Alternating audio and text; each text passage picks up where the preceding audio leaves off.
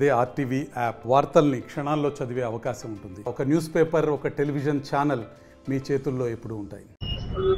Media మిత్రులందరికీ నమస్కారం. నెల్లూరు నడిగేట మీద ఉన్నటువంటి గాంధీ విగ్రహం ముందు అగ్రిగోల్డ్ సమస్యలతో మీతో మాట్లాడుతున్నాము.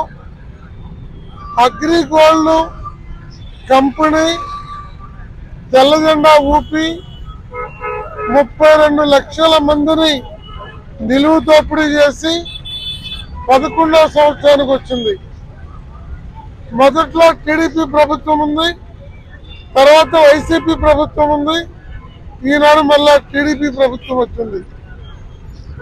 ఆనాడు చంద్రబాబు నాయుడు గారు 45 రోజుల్లో కోట్లాది ఆస్తుల్ని అటాచ్మెంట్ చేపించడం జరిగింది. ఆనాడు సిఐడి చీఫ్ గా ఉన్న ద్వారకా తిరుమలరావు గారు 45 రోజుల్లో 16,000 ఎకరాల అగ్రిగోల్డ్ భూములను అటాచ్ చేశారు. మా అసోసియేషన్ కార్యకర్తలు, ఏజెంట్లు, కస్టమర్లు వీరు ఐడెంటిఫై చేసి మరో 7,000 ఎకరాలని సిఐడి ద్వారా అటాచ్మెంట్ చేపించిన ఘనత మా AgriGold customers and agents welfare association. ఈ రోజు రాష్ట్రంలో అనేక మీడియా ఛానల్స్ లో కథనాలు వస్తూ ఉన్నాయి. 100 ఎకరాల్లో ఉన్న ఎర్ర చందనం, జామాయిలు, ఇతర పంట తోటల్ని కలపని అడ్డగోలుగా స్థానిక నిలువు దోపిడీ ముఠాలు కొల్లగొడుతున్నాయి. వాటి నుండి ఆస్తులు రక్షించమని 9 మాసాల నాడు ప్రభుత్వం వస్తే 2 పర్యాయాలు ముఖ్యమంత్రి గారిని కలిసి అర్జీలు ఇచ్చాము. వారు కూడా సక్రమంగా స్పందించి చీఫ్ సెక్రటరీతో ఒక మీటింగు, డీజీపీతో ఒక మీటింగు, సిఐడి చీఫ్ తో ఒక మీటింగు, ఇన్ని జరుగుతూ రీసెంట్ గా తెలుగుదేశం పోలిట్ బ్యూరోలో కూడా ఈ అగ్రిగోల్డ్ బాధితులకి న్యాయం చేయడానికి ఆలోచిస్తూ ఉన్నారు.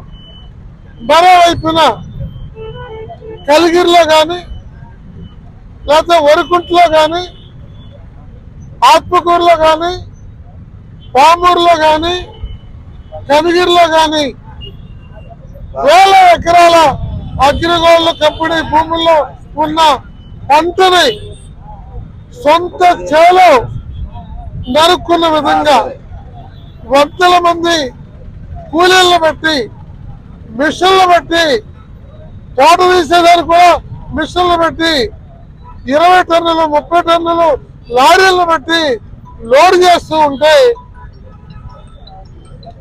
దాన్ని పట్టుకోవడానికి స్థానిక పోలీసులు చేతులు రావట్లేదు, ఎంఆర్ఓకి చట్టాలు చాలటం లేదు.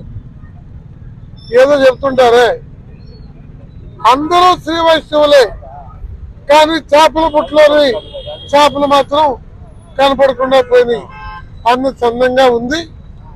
మేము ఫలానా ఎమ్మెల్యే, ఫలానా నాయకుడు ఇలా చేస్తున్నారని మేము ఎవరిని కూడా ఆపాదించదలుచుకోవాలా. కానీ పెద్దల అండదండలతో చివరికి మొన్న 18వ తారీఖు వరికుంటపాడులో 5వ తారీఖు ఇచ్చిన రిపోర్ట్ తర్వాత ఏం జరుగుతుందో చూస్తానికి నాతో పాటు 70 మంది మా ప్రధాన కార్యదర్శి వి తిరుపతిరావు గారు నుండి డాక్టర్ రామదాస్ గారు, శంకరయ్య గారు అందరూ కూడా వెళ్ళాం. ఆ 30 లక్షల కలుపుంది. ఎంఆర్ఓ దాన్ని హ్యాండ్ ఓవర్ చేసుకోమని మా వాళ్ళు చెప్పారు.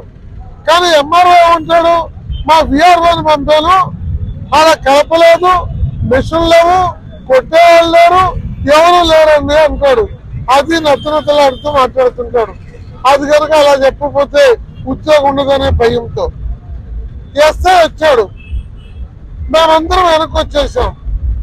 చివరిలో ఉన్నటువంటి దాని మీద కొంతమంది మూకలు ఒక 5 బళ్ళ మీద వచ్చి, కార్ల మీద వచ్చి దాడి చేశారు.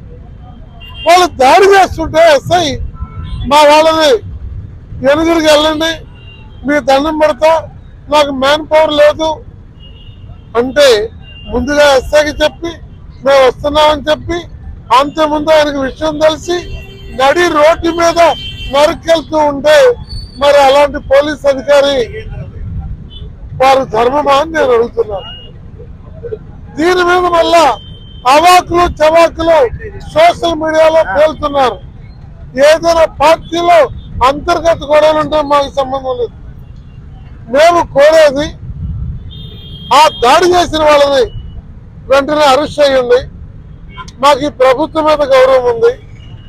అగ్రిగోల్డ్ బాధితులు అందరూ కూడా ప్రభుత్వానికి మన మద్దతు నిలిచారు.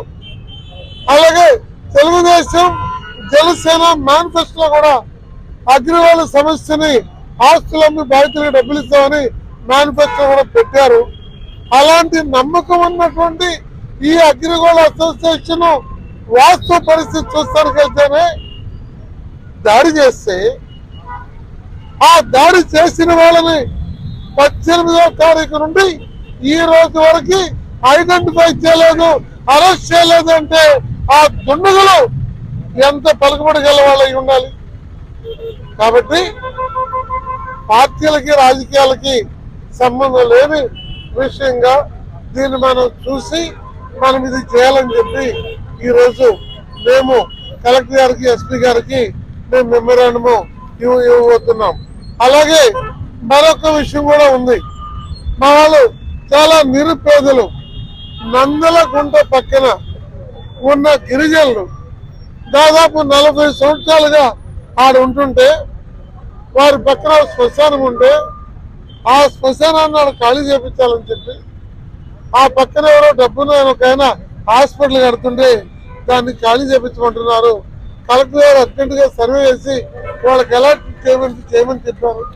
కానీ దాన్ని మళ్ళా ఆపమని ఎంఆర్ఓ చెబుతున్న నేపథ్యంలో దాన్ని ఖచ్చితంగా వాళ్ళ నగరాల్లో పట్టణాల్లో శ్మశానాల పక్కన నివాసయోగ్యమైనటువంటి ఇళ్ళు ఉంటున్నాయి.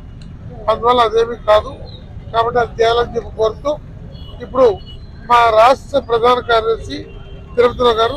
తిరుపతిరావు, నేను ఈ అసోసియేషన్ రాష్ట్ర ప్రధాన కార్యదర్శిని. ఈ రోజు ముఖ్యంగా గతం 10 సంవత్సరాల నుంచి అగ్రిగోల్డ్ నష్టపోయినటువంటి అగ్రిగోల్డ్ బాధితులకి అగ్రిగోల్డ్ ఆస్తులు అమ్మి డబ్బులు ఇవ్వని కొట్లాడుతూ ఉన్నాం. ఈ మధ్య కాలంలో ప్రత్యేకంగా అగ్రిగోల్డ్ బాధితులకు ఆస్తులు అమ్మి డబ్బులు ఇచ్చేదానికంటే కూడా ఆ ఆస్తుల్లో సంపదను కొట్టేసుకుంటా ఉన్నారు. దాన్ని కాపాడండి, దాని మీద ఉద్యమం చేయాల్సిన పరిస్థితి ఏర్పడుతుంది. ప్రత్యేకంగా నెల్లూరు, ఉదయగిరి నియోజకవర్గం, ప్రకాశం జిల్లా పామూరు ఏరియాల్లో కోట్ల రూపాయలు విలువ చేసేటువంటి జామాయిలు, ఎర్రచందనం ఇవన్నీ కూడా కొట్టేసుకుని పోతా ఉన్నారు. రీసెంట్ గా మేమందరం కూడా మా గౌరవ అధ్యక్షులు ముప్పాల నాగేశ్వరరావు గారు, సిపిఐ పార్టీ నాయకత్వం అందరం కలిసి వరికొండపాటు పోయి ఆడ కొట్టేసినటువంటి కోట్ల రూపాయల సంపదని కాపాడండి అని చెప్పి ఎంఆర్ఓ గారిని, ఎస్ఐ గారిని అడిగి వస్తూ ఉంటే అది దారుణమైన విషయం ఏంటంటే పట్టపగలు ఎస్ఐ గారి సమక్షంలోనే ఆ దొంగలు కొట్టేసినటువంటి వాళ్ళు మా మీద దాడి చేయడం అనేది చాలా హేయమైన చర్య. ప్రభుత్వాన్ని గట్టిగా డిమాండ్ చేస్తా ఉన్నాం. ఖచ్చితంగా కొట్టేసినటువంటి ప్రజల సొమ్మును కాపాడాల్సిన బాధ్యత ప్రభుత్వాన్ని ఉంది. అదేవిధంగా దాన్ని రక్షించమని అడిగినటువంటి మా మీద దాడి చేసినటువంటి వాళ్ళని కూడా శిక్షించాలని ప్రభుత్వాన్ని కోరుతున్నాం. దీని మీద కంప్లైంట్లు ఇచ్చాం. కానీ ఈ రోజు కూడా ఎక్కడేసిన గొంగలు అక్కడే ఉంది. సిఏ పోలీసుల సైడ్ నుంచి చర్యలు లేవు, డిపార్ట్మెంట్ గవర్నమెంట్ దగ్గర నుంచి చర్యలు లేవు. ఈ రోజు కలెక్టర్ గారిని, ఎస్పీ గారిని కలుస్తాం. వాళ్ళైనా చర్యలు తీసుకుంటారని ఆశిస్తున్నాం. తీసుకోకపోతే రాష్ట్ర వ్యాప్తంగా ఉద్యమాన్ని ఉధృతం చేస్తామని కూడా హెచ్చరిస్తాం. మరిన్ని వీడియోస్ కోసం ఛానల్ ని సబ్స్క్రైబ్ చేయండి. లేటెస్ట్ అప్డేట్స్ కోసం వాట్సాప్ ఛానల్ ని ఫాలో చేయండి. అండ్ లింక్ డిస్క్రిప్షన్ లో ఉంది.